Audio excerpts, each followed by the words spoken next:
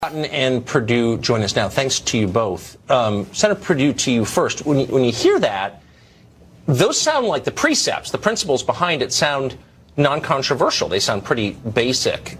You guys work in politics. I know you've polled this. What's the public opinion of those ideas? Well, this is the big learning here in Washington. The people out there in the rest of the country get this. 72% believe it should be the primary worker plus their nuclear family or less. 18% believe it ought to be just the nuclear or just the worker. So people out there in the real world get this. It's pro-worker, it's pro-growth, and it's been proven to work in Canada and Australia.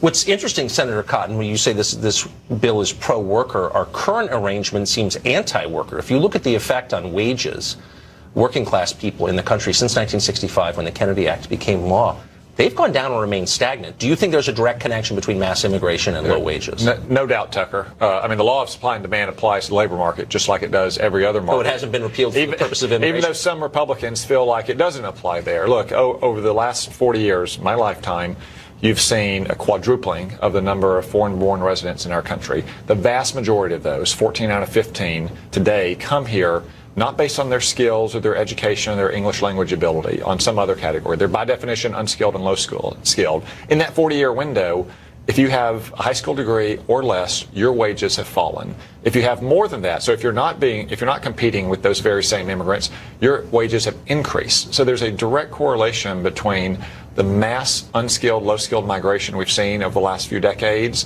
and stagnant wages and standards of living for working Americans. Wouldn't it be clarifying to import, I don't know, lobbyists, for example, from abroad who would work for less than our lobbyists? Maybe that, or United States senators. Do you think that might change some minds? Lobbyists, lawyers, there's no end of this that you could import people to compete directly against people in Washington, D.C., and they might sing a different tune. But there's just simply no doubt that people who come here who are unskilled and low-skilled have a direct impact on the wages of Americans, whether their ancestors came over on the Mayflower or whether they just took the oath of citizenship, who are competing for those very same jobs. So, Senator Perdue, about 60 million, the estimate is, Americans speak a language other than English at home. That's a dramatic increase over the past 50 years, and it's getting bigger every year. And it's bad, obviously. It divides the country. Do you think your bill would do something to change that?